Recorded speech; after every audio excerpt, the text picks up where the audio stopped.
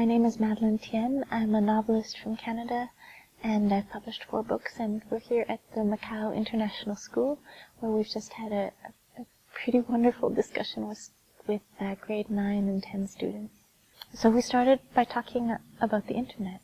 And I wasn't expecting that at all, but I found that in fact that's what I was quite curious about, was their relationship between their public selves and their private selves, because that is a big part of the novel that I published, that the disjuncture between public and private.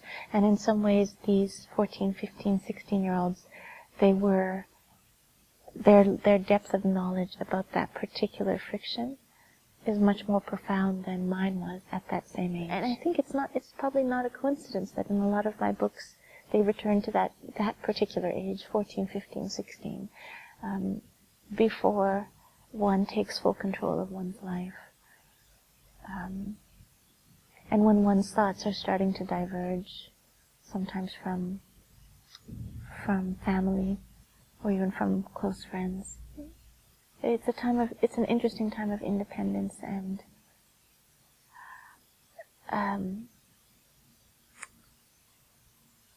it's also a time of groups. It's a complicated time. But I think it's one of those things that comes. It's almost like it's a state of being for a novelist, because you're curious about the world. And it's that curiosity that is driving you to ask certain kinds of questions.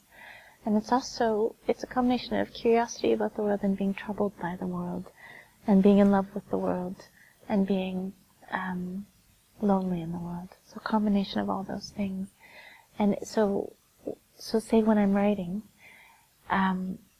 what I'm trying to do is completely give myself over to how those characters experience the world, and to be conscious of when I am actually erasing them with my own projections and perspectives. So it's I think one of the hardest things to learn as a novelist, when you need to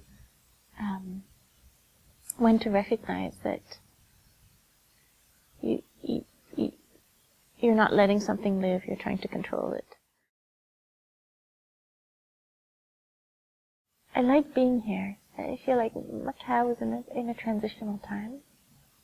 Political structure is changing, and it's a time of intense political uncertainty in the world. So it's an interesting place to be, to see change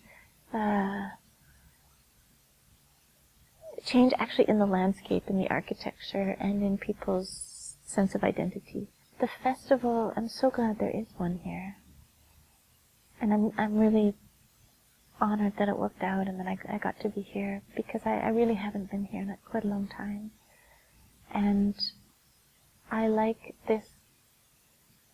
I like that it's a very, it's a collision of cultures and languages, and even ideas about the place of the writer in the world. And I find that really stimulating.